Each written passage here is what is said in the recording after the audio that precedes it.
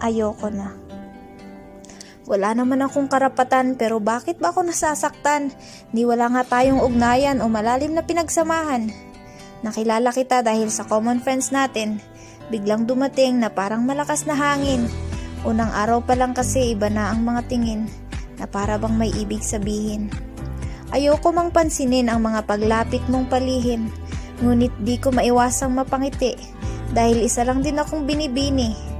Natutuwang makatanggap ng paghanga sa katulad mong kahali-halina.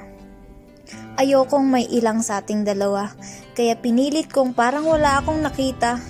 Nagiging masaya ako na nakakasama ka sa nabuo nating barkada. Habang tumatagal na nakakasama kita, madami akong nakita na nakakatuwa. Nakikita ko sa iyo yung isang taong tinitingal ako. At habang pinipigilan ko ang damdamin ko na matuwa at isiping sana ikaw na